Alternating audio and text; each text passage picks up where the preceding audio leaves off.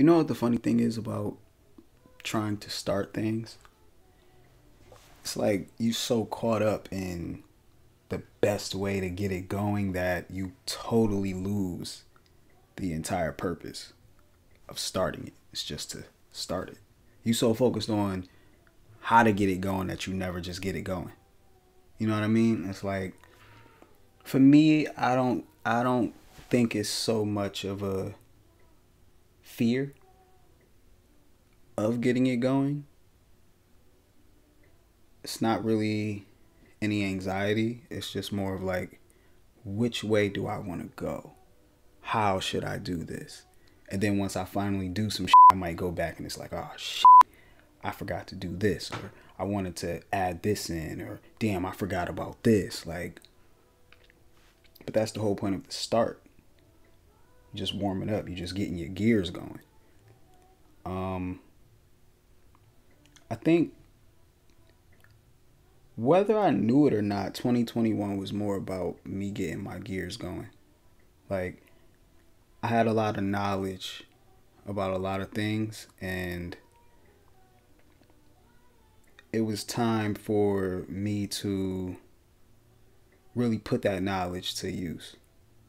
Like, I started the year just saying, I'm ready for whatever. Like, I know where I'm trying to go. I know who I want to become. So whatever's on that pathway of me taking those steps, I'm ready for whatever. Like, I'm not letting anything stop me. I'm not going to let anything get in my way. Whatever it is, I'm going to overcome it. And I think I did that for the most part. I took some L's here and there like most people.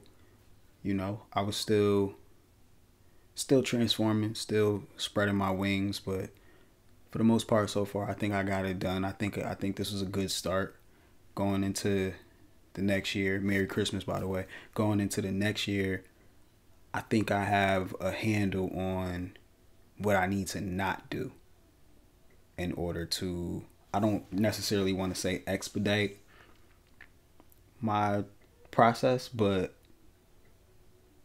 to get things done more efficiently. Yeah. I think that's the best way to say it. I quit my job the first half of the year. More specifically, the end of April. That was my last time. That was my last week working in hospitality. And I remember it was a shift happening at that establishment. Like, a lot of the people who opened up, me being one of them, it was just time for us to move on. Like, we went through, especially going through the pandemic, we went through the bullshit of being overworked, and underpaid, overworked and stressed the out constantly. It was like, well, what I will say is I'm thankful for that, because I'm a person who, I learn a lot. I like learning. I love learning. I learn a lot through everything I do. So being at that place, I guess my takeaway is I learned what to expect with trying to run a small business. Because even though we were just regular employees, we were given way more responsibility than we should have gotten. And going away from that, it's kind of like, all right, I can handle the ups and downs, the volatility, if that's the right word I can use, of trying to get a business off the ground. I'm used to it. I'm used to that chaos. I've endured that chaos. So going into the second half of this year, I became a full-time photographer.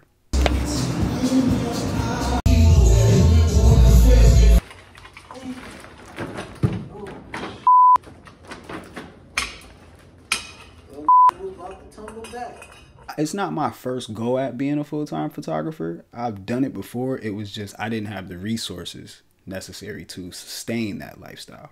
But now, oh yeah, I'm straight. You know, my second half of the year started, I was doing product photography, like mostly just product photography.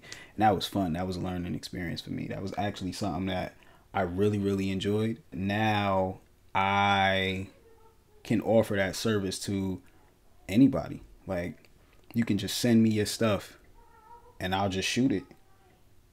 I'll shoot it. Home studio at my actual, not my studio, but where I work at. I can even FaceTime you while I shoot it.